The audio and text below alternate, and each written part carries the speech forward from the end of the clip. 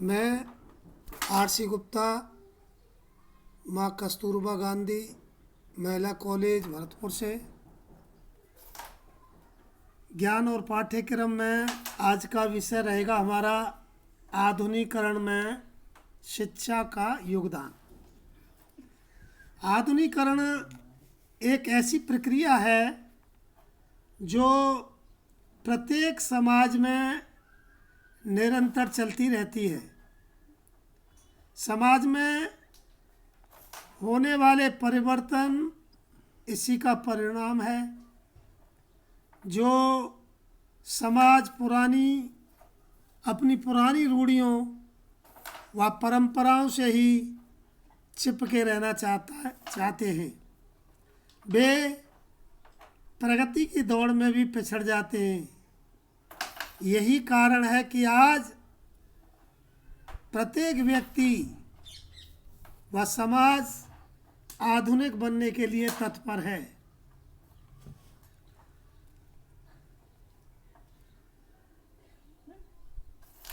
परिभाषाएं इसकी आधुनिकीकरण का अर्थ है एक क्रांतिकारी परिवर्तन जो एक परंपरागत समाज को उन्नत, आर्थिक रूप से समृद्ध तथा राजनीतिक रूप से अपेक्षाकृत स्थिर समाज के रूप में परिवर्तित करने की ओर ले जाती है। आधुनिकीकरण में शिक्षा का योगदान निम्न प्रकार है। पहला है इसमें संस्कृति की सुरक्षा, विकास व शोधन। दूसरा है तार्किक चिंतन एवं वैज्ञानिक दृष्टिकोण का विकास। तीसरा है रूढ़ियों एवं अंधविश्वासों को दूर करना। चौथा है नवीनतम जानकारी प्रदान करना। पांचवा प्रजातांत्रिक एवं धर्मनिरपेक्ष दृष्टिकोण का विकास। अगला है इसका प्रशिक्षण एवं कुशल नागरिक तैयार करना। सातवां है इसका शिक्षा आधुनिकीकरण में आने वाली बाधाओं को दूर करना। और आठवां अच्छे मूल्यों का विकास करना। और अगला पॉइंट है इसका शिक्षा दृष्टिकोण को व्यापक बनाना। और इस लास्ट पॉइंट है इसका शिक्षा को सक्रिय बनाना। अब मैं पहले पॉइंट को बता रहा हूँ, संस्कृति की सुरक्षा, विकास व शोधन।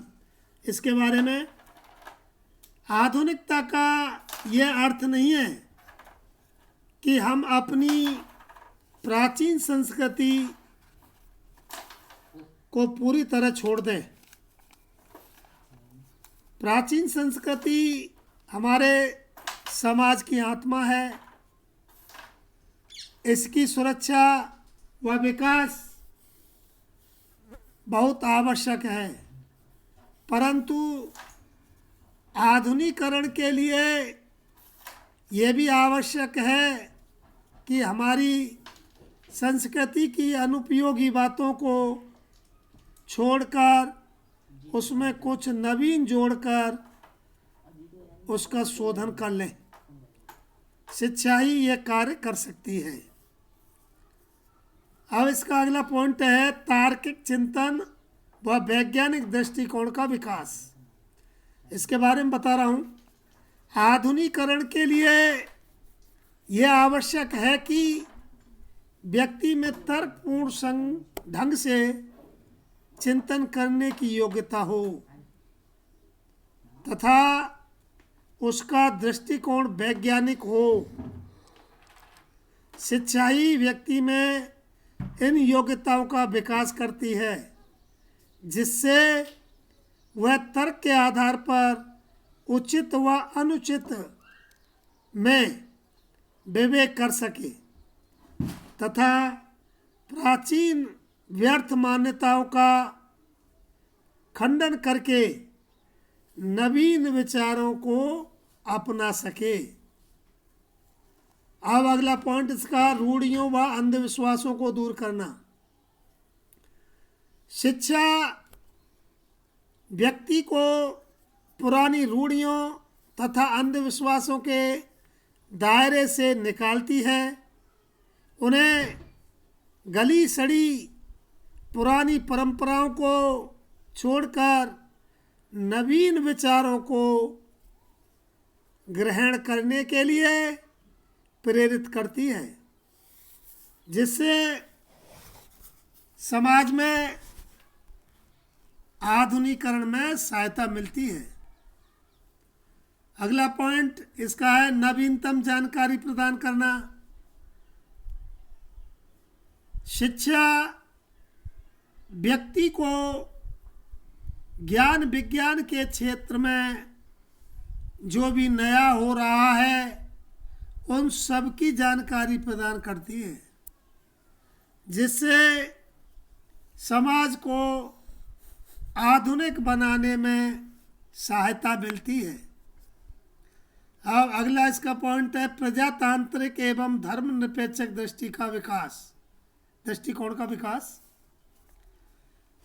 शिक्षा व्यक्ति में प्रजातांत्रिक मूल्यों व धर्मनिरपेक्ष दृष्टिकोण का विकास करती है। इसमें धार्मिक सहिष्णुता उत्पन्न होती है। अगला पॉइंट है इसका प्रशिक्षित तथा कुशल नागरिक तैयार करना।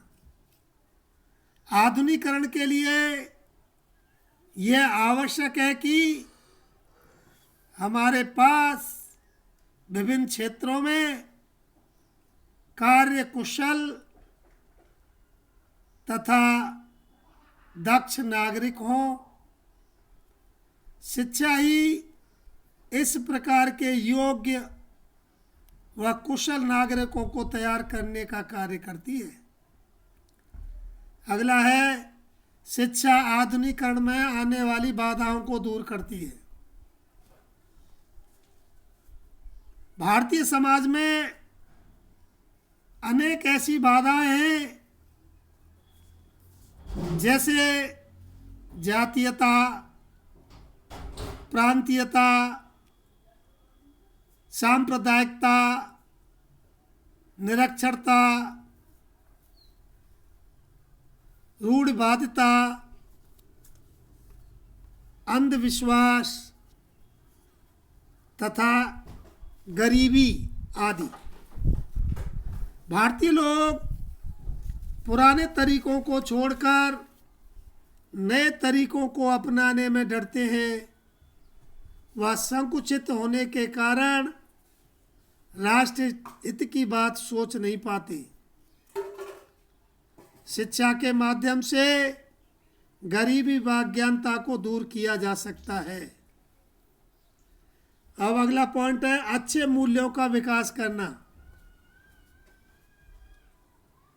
शिक्षा व्यक्ति को प्राचीन एवं नवीन दोनों प्रकार के मूल्यों की जानकारी प्रदान कर इन दोनों के बीच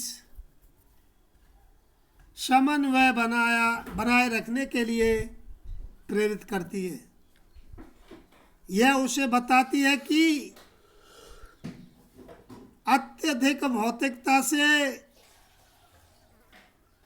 मूल्यों में गिरावट आती है, अतः हमें